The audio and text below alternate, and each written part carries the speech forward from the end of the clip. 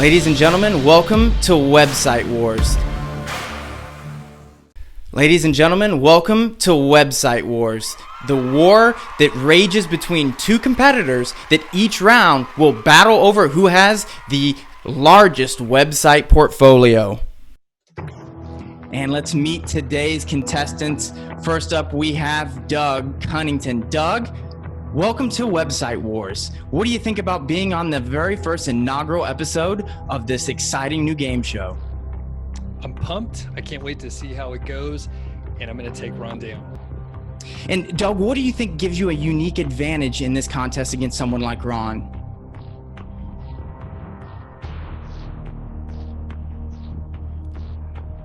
I think I take a long time to answer questions, and I'm going to ponder each one of the sites. So I'm going to have a leg up. I like it. And on the other side of Doug, actually remotely on the other side of the country, is Ron Stefanski. Ron, welcome to Website Wars. What do you think of Doug's strategy to take you down, and what are you going to do to bring it back at him? I think his strategy is silly and I'm going to dominate. Generally speaking, my plan, I guess I have a similar idea, but I'm just hoping that my experience and focus on display ads will persevere and win out. So we'll see what happens. We won't have to wait much longer as Ron and Doug are set to go to war right now. But first, let's review the rules of Website Wars. Number one, each contestant will be presented with 12 mystery cases. Each contains a profitable website. Select information will be revealed through each round as they make their choices carefully, and contestants will select cases based on the information that they've been given. So each round, they'll get a little bit more info about the websites contained in the cases. And the contestant with the most valuable sum website portfolio at the end is the winner of $1,000. Gentlemen, are you ready to play Website Wars? Oh yeah. Absolutely. Let's play. So, real quick, before we reveal our first set of 12 cases, all sites contained in these cases, all sites exceed 500,000 monthly page views, all sites exceed $10,000 in monthly revenue, and all sites receive the majority of their traffic from the United States of America. So that is information that you get on all the sites right up front, and the rest you'll have to get each round. But first, we're going to spin the wheel to figure out if you get to pick the first case or swap at the end. Doug. Doug, you are a winner, and so you get one choice. And that choice is to whether or not you want to select the first case in each round or have the ability to swap one of the cases in your portfolio with one of the cases in Ron's portfolio at the very end of the game. Which would you like to choose? I'll choose first each round. Doug has chosen to choose the case at the start of each round, and Ron will have the ability to swap a case with Doug at the very end of the game. Gentlemen, are you ready? Absolutely. All right, let's Website Wars. First up, the cases will reveal the website's niche. And Doug, because you won the spin, you get to pick first. I'm going to go with the case number 6, the free web tool. Free web tool, case number 6. Now, Doug, why in particular case number 6 and why a free web tool? I use a lot of web tools online, and I know the free ones potentially, if they're good, which we know that already because of the prerequisite 500K visitors per month. I feel like a tool that is free, that is getting a lot of traffic, could be hugely profitable. A lot of times people are often bootstrapping. They're trying to get started with a side hustle or something, so they're looking for free tools, and I feel like it could be a really profitable area that sends people to paid tools. I see that being a pretty good choice. There are certainly a lot of opportunities there and definitely ways to engage your audience, something that advertisers are always looking for. So case number 6 is off the board. Ron, you can pick any case on the board except for case number 6. Which do you choose? Case 7. So case number 7. Ron, why a guides and education website for your first pick? I know from firsthand experience that education is actually extremely expensive from display ads and also from lead gen. So I actually used to work in education for about 5 years. So I know it's a really, really, really expensive area. Granted, I don't know the traffic and everything now, but I do know that that's a very, very pricey area. Leaning back on some of your education experience to make your first pick, I like the choice. So right in the middle of the board, case number 6 and case number 7 are down as we move on to the next round of website wars. And the next category is page views per visit. So now you will still see the cases that remain on the board. However, now you'll also get this additional piece of information on the average page views per visit that each site receives. And Doug, once again, you'll pick first this round.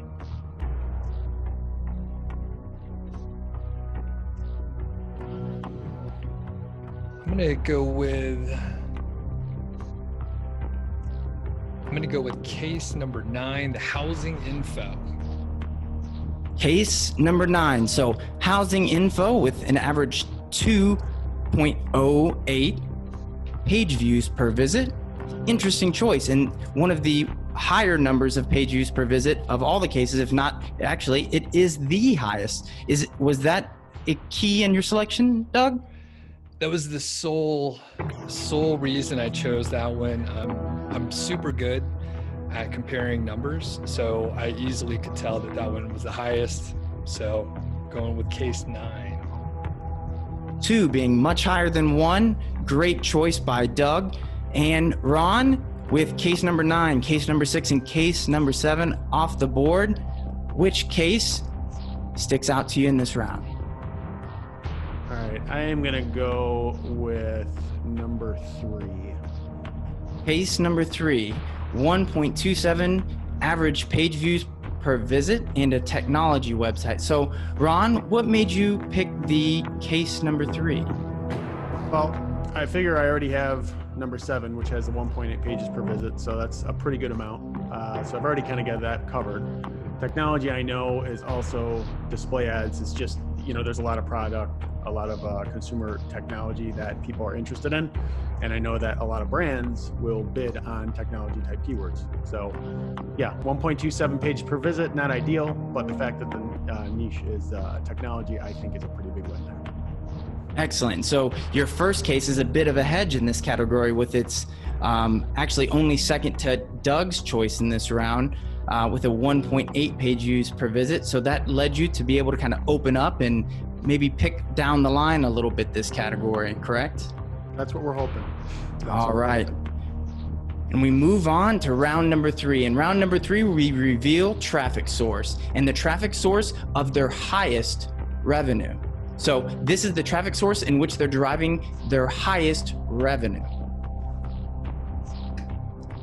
And so we've got case number 9, 6, 7, and 3 off the board. Doug, the choice is yours.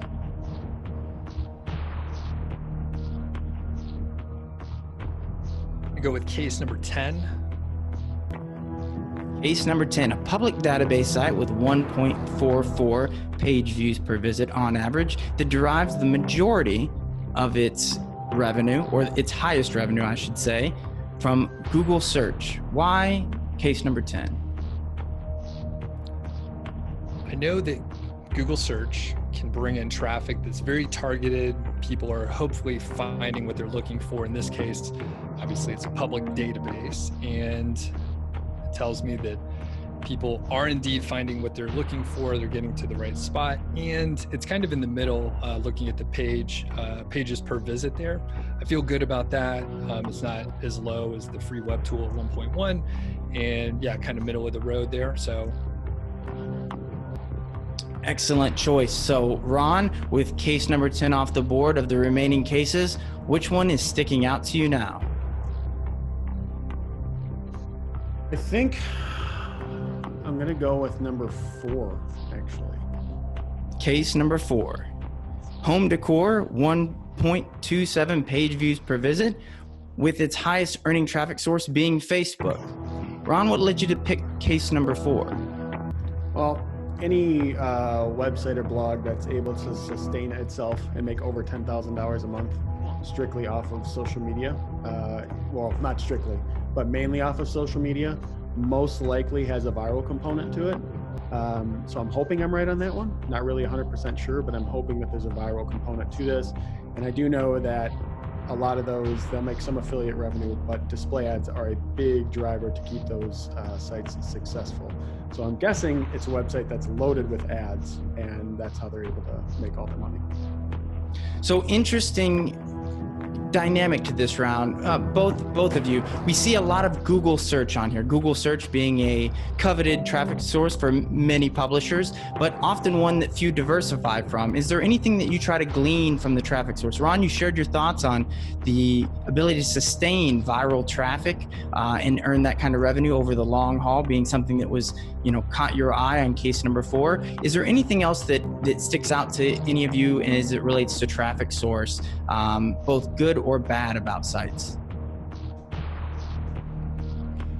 From my standpoint, I have most experience with Google search, so kind of stick to that area. But I believe most of the time with Facebook or Pinterest or some of the other traffic sources, you really have to stay active all the time. So not that plays a role in choosing the cases here, but it's kind of like a treadmill. You have to keep going and keep either pumping out content or putting money into ads like Ron mentioned. Ron, is there anything that sticks out to you about sites that derive their traffic from sources other than Google search? You mentioned the aspects of Facebook, but what do you know about Pinterest traffic or sites that derive the majority of their traffic directly or through unknown traffic? Unknown is an interesting one. That could be email. I mean, I don't really know exactly what that is, so that makes me a little nervous. But it is federal news. But I also previously had a news website, and I don't anymore. And one of the reasons is it's a very tough business. And then also I will say Pinterest, I know, is typically it's a good aggregator of traffic, and you can get a lot of traffic from it. But from my understanding, usually most of the case studies I've seen, Pinterest is not as high quality traffic. Now, I know that there's exceptions to that, but generally speaking, that's something that I've noticed as a trend in different case studies that I've seen. So yeah, like Doug, I definitely stick to Google search more. There's no doubt about that. But yeah, that was kind of my thought process when looking at all these, for sure. Definitely building a diverse portfolio are both competitors as we move on to round number 4. Round number 4 is content age. And in this category, we will reveal to the competitors the age of the highest earning content on the websites within the case. Doug, you're up first. Cases number 9, 10, 6, 7, 3, and 4 are all off the board.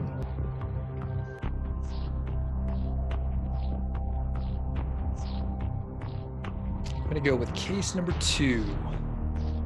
Case number 2, an automotive website with that pesky Pinterest traffic that Ron was talking about earlier. The only one deriving traffic from Pinterest is their highest earning content source. And the category, or I guess the highest earning content age, is 132 weeks old. That would be the oldest of anyone on the board. Once again, Doug, you're leaning into the extreme of a category. What makes you want to go towards that 132 week old content? One quick correction, Tyler. So as I am very good at comparing numbers, actually case number 12 is a little bit older with 161, and that leans on my gift of comparing numbers. I liked it. You weren't lying, older. Doug. I like that it was older, just in general. Of course, there's several on here that seem to have very, very young content, 0 weeks old in a couple spots here, 1 week old. Very interesting to me, especially when it's not coming from a social media source, but just having that longevity makes me feel good. And it also makes me think they have excellent systems with Pinterest and that treadmill of content. You can use many tools to automate this stuff. So that makes me think they are refreshing their boards, and they're keeping everything really tight over there. Excellent choice. And Doug once again proves he's a numbers guy. He adeptly points out that 161 is much more than 132. Ron, we move on to you. And there are only a handful of cases left. Which is your choice for this round? All right, I am going to go with, I'm going to go with number one. I have to go with number one here. Going with the travel website, with the 1 week old content being its highest earning, a juxtaposition to Doug, who's chosen a more on the higher end, the more mature content is the highest earning, and also going into that travel category that you talked a little bit about earlier, being maybe a little bit hesitant about due to the pandemic. So Ron, why now? Why case number one now? Well, the pages per visit are pretty good at 1.68. And like Doug, I also like organic search, Google search. And that just signals that it is sustainable. It's been around for some time.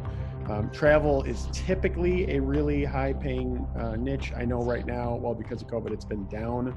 But I also do know, based on some of your guys' reports, that some things are bouncing back. And I'm really hoping that, I didn't pay enough attention. I'm really hoping that travel is one of those sectors, if you will. But we're getting slim pickings, so I kind of had to go with something. And I think, that's the one we're going to have to live with. And so now we'll move on to round number 5.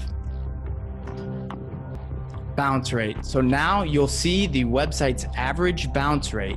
So, gentlemen, bounce rate. So now we have the website bounce rate. Doug, you're up first. I'm going to go with case number 12. Case number 12, one that has been a bit of mystery so far. It is a news site, a federal news site, with an unknown traffic source and the oldest content age on the board, and a 22.21% bounce rate. Is there something about the bounce rate that made this particularly interesting to you, Doug, or is it all the information together?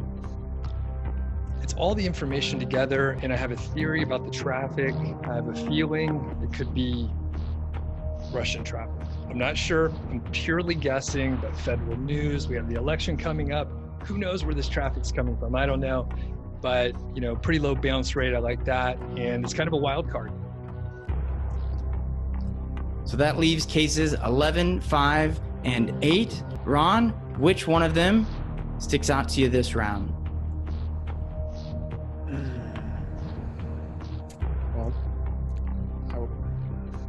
I'm gonna go with 5, actually. I think I'm gonna go with 5.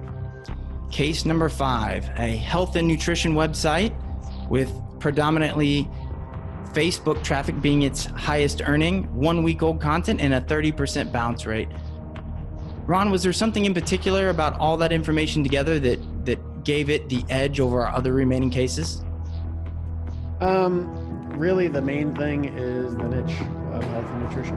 I know that display ads are very expensive in there. And again, it goes back to what I was saying about number 4 before, which is Facebook. And in order to have a website that's sustainable just on social media, you have to make your money from display ads a lot of the times, especially health and nutrition. So it's and I know too that Facebook bans certain health and nutrition things. So I don't know. I mean, I think it's kind of a limitation of resources here, and I just got to go with the one that I'm hoping is going to be a winner here. All right, and a winner they both are hoping for as we enter our last round with only 2 cases remaining. Our last category may be one of your favorites. It is the average EPMV that each site earns. So now you're going to actually see how much each site is earning on average per 1,000 visitors. So one of the best metrics for determining whether or not a site is earning more or less revenue per month because of its ability to identify which visitors are earning the most on a site. So average EPMV will tell you quite a bit about these sites, and there's only 2 left.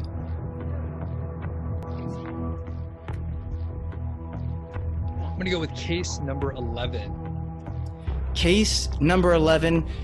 Doug, once again, falling back on your math skills and self-proclaimed number guy.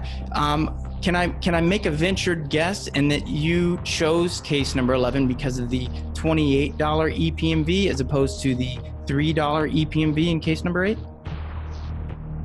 Even before the EPMV was revealed, I was going to go with case number 11. Right now, people are ordering in. They're probably researching the restaurants that they can go to. I feel like it's an area where people are just searching for it more over the last 6 months or so. So that played a role. And of course, 28 versus 3, that's great.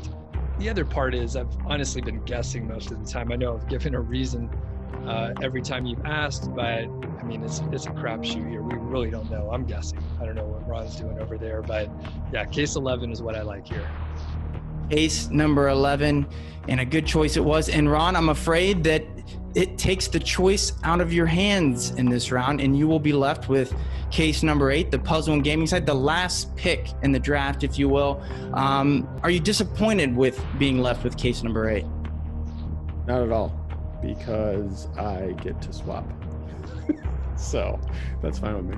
That's what I was getting ready to allude to next. So now that we've finished picking all the cases, those with a short memory may have forgotten about our spin at the very beginning where Doug selected the ability to choose first each round, but that left Ron with the ability to do a swap. And the swap will allow Ron to swap one of his cases in his portfolio with one of the cases in Doug's portfolio. So, Mr. Ron, which case would you like to swap with Doug? I will swap. I have number 8, and I will swap that with Doug's number 9.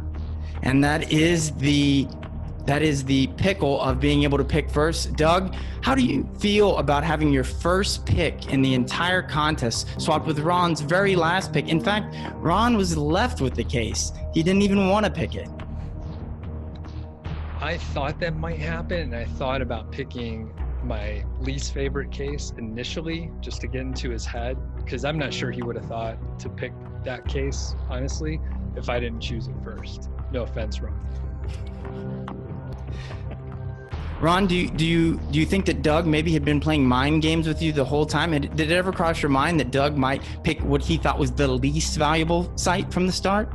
Doug is a very sinister guy, but I think he was putting his best efforts forward. And at the end of the day, I saw the earnings per 1,000 views, and that's just going to put me in the right direction every time. So, whether he was playing games or not, if he was, it backfired.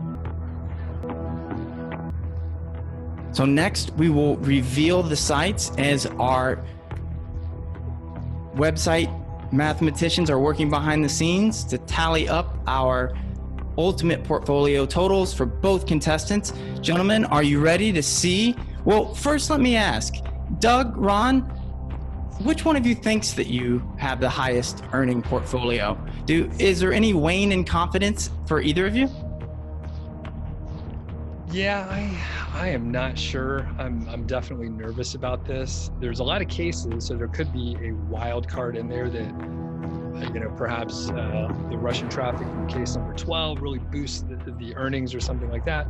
But I'm really, I have no idea.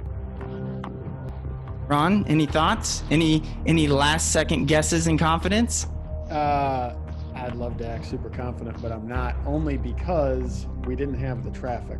And I know from experience, display ads require a lot of traffic. So a site that has, I think it was $84 per 1,000 views might only have, 5,000. Well, it doesn't, because it's got to have a certain amount of money. But I guess that's my biggest thing. We don't have the traffic, and that's the missing variable that makes this very difficult. But I'm pretty confident with what I got, but we'll see what happens. That's right. And so next we will reveal the sites. Gentlemen, are you ready?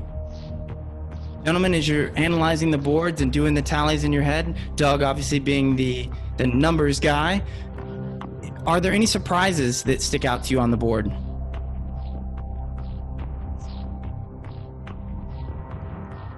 I am a little surprised with case number 9. I think that's pretty respectable. I know it has a lot of pages per visit there, but I really I wasn't sure about that one when I was choosing it. Ron, surprises? For the most part, I would say probably the most surprising one to me is number 2. You're looking at one that primarily is off of Pinterest and is making $51,000 a month, and that's a good chunk of change. And that one is in your portfolio, correct? Is anyone? I don't know whose portfolio that's in. I think it's Doug's. I think that one's mine. Yeah, I think it's Doug's.